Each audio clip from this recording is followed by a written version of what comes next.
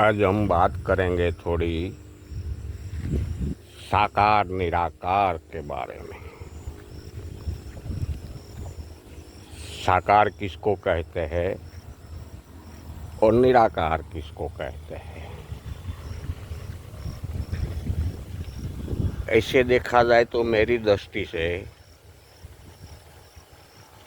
साकार के बिना निराकार भी नहीं और निराकार के बिना साकार भी नहीं।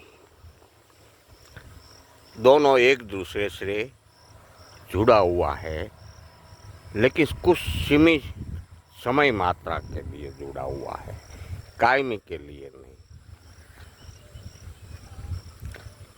हमारा जो शरीर है, साकार का मतलब होता है आकृति। आकृति को आकार भी कहा जावे। जो भी चीज को आकृति में लिपटा जावे, आकार दिया जावे, वो सब चीजें साकार कहा जावे। जो हमारी चामड़ा से आँख से दिखा जाए, वो सब चीजें इस सृष्टि में साकार रूप ही कहा जावे। ये साकार रूप के चलाने वाला जो अंदर अदृश्य रूप में तत्व बैठा है, जिसका कोई आकार नहीं है, जिसकी कोई आकृति नहीं है, इसी को ही निराकार कहा जाए। निराकार का मतलब नीर यानी कि पानी। जैसे नीर का, पानी का कोई आकार नहीं है, इसलिए उनको निराकार कहा गया है कि उसका भी कोई आकार नहीं है।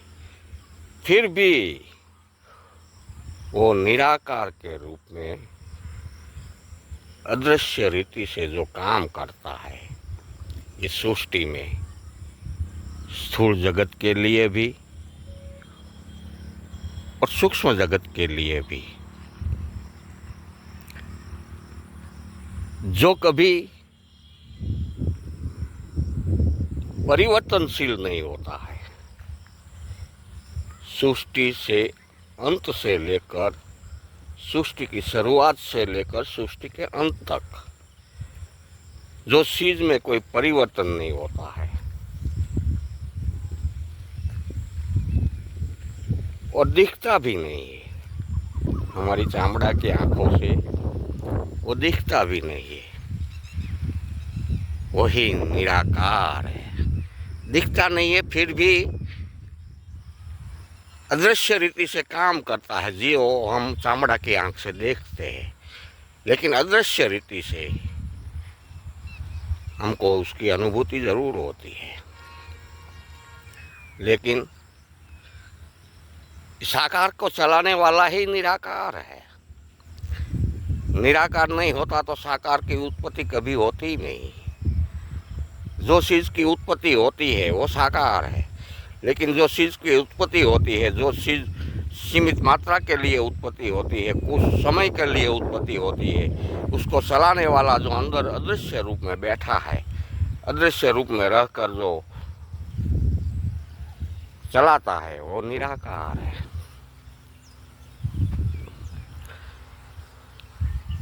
इस सृष्टि को भी अदृश्य रूपी से कोई शक्ति चला रही है, वो निराकार है, हमको दिखती नहीं है, फिर भी हम देख रहे हैं सृष्टि चल रही है। सभी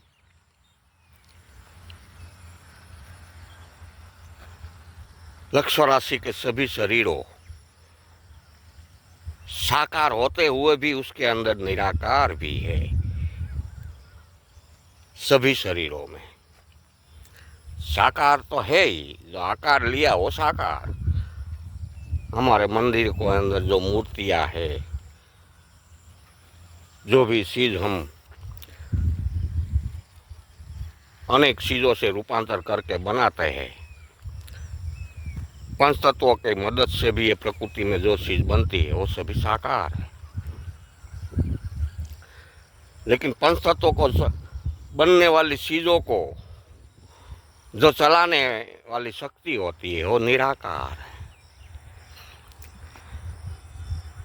साकार होते हुए भी निराकार है ये शरीर, मानव शरीर साकार होते हुए भी निराकार है। साकार होते हुए भी निराकार इसलिए है कि जब तक हमको ज्ञान नहीं है आध्यात्मिक क्षेत्र का, इसलिए हम शरीर को ही हम मैं हूँ ऐसा मान लेते हैं। शरीर मेरा है ऐसा हम अज्ञान वश मान लेते हैं। लेकिन जो आध्यात्मिक क्षेत्र में योग क्रिया में प्रवेश कर लिया और ये प्रकृति का अनुभूति जिसको हुई, वो तो यही मानते हैं कि ये शरीर मेरा नहीं है। ये जैसा जिसको ज्ञान हो गया और योग क्रिया में आगे बढ़ गया, जिसका आज्ञा चक्र खुल गया और जो समाधि में आने जाने लगा, वो साकार होते हुए भी निराकार है। साकार रूप जरूर धारण किया है, फिर भी उसने निराकार रूप प्रकट किया है, निराकार रूप की अनुभूति किया है, निराकार रूप को उसने उद्गमन के मार्फत से प्रकट कर लिया है, सिद्ध कर लिया है। इसलिए वो साकार होते हुए भी निराकार है।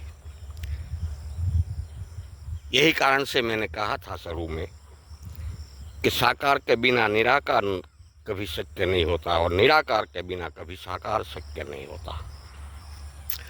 दोनों एक दूसरे से जुड़े हुए न जरूर है, ये अनुभूति कहती है।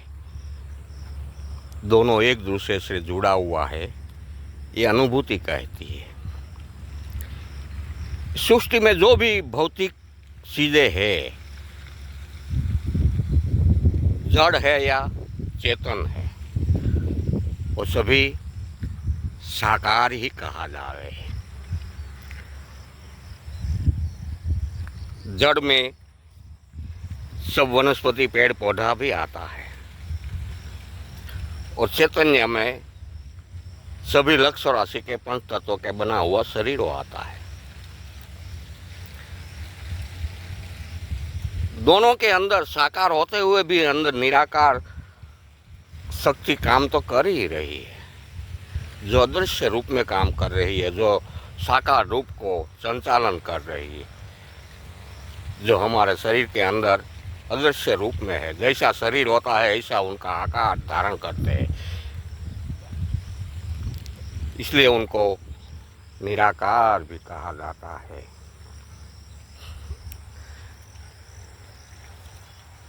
निराकार इस सृष्टि के शुरू से सृष्टि के अंत तक इसमें कभी कोई फेरफार नहीं होने वाला है, फेरफार होगा भी नहीं। वो निराकार जिसको कुदरती शक्ति कहा जावे, जो कुदरती शक्ति को ही निराकार कहा गया है, जो कुदरती शक्ति का अंश है, जो पंच तत्वों के शरीर के अंदर है, उसको भी निराकार कहा गया है। लेकिन वो साकार के अंदर शामिल है, टूक समय के लिए, समय सीमित रेखा के लिए, इसलिए वो साकार का संचालन निराकार रूप में रहकर कर रहे हैं। ऐसे तो साकार निराकार में बहुत सारा मत मतांतरों हम मानवों के बीच में है, लेकिन मेरी दृष्टि से साकार निराकार की दोनों की व्याख्या यही अनुभूति कहती है। इसी को ही साकार कहा जावे और इसी को ही निराकार कहा जावे, ऐसी अनुभूति कहती है। मैं नहीं कहता हूँ, अनुभूति कहती है। निराकार कुदरती शक्ति को कहा जावे, जो सूक्ष्म जगत का भी संचालन कर रहे हैं, और स्थूल जगत का भी संचालन कर रहे हैं, कोई भी आकार रूप धारण किए बिना। निराकार को कभी स्पर्श नहीं कर सकते कोई, उसकी सुगंध दुर्गंध भी नहीं होती है, उसका रूप भी नहीं होता है, उसका स्वरूप भी नहीं होता है। आकार का स्वरूप होता है, गंध होती है, स्पर्श कर सकते हैं, ये सभी चीज़ें आकार में होती है। साकार निराकार में ये सब चीज़ें अदृश्य होती है। बस मेरी दृष्टि से अनुभूति यही कहती है, साकार निराकार की व्याख्या मेरी दृष्टि से तो यही होती है। आपकी दृष्टि से तो कोई अलग होवे तो इसमें मेरा कोई दोष नहीं है। हर कोई मानव की विचारधारा अलग अलग, मत मतांतर अलग अलग तरीके से है, लेकिन जो अनुभूति वाला मत मतांतर होता है वो थोड़ा मानने लायक, स्वीकारने लायक होता है और सत्य के अधीन भी होता है।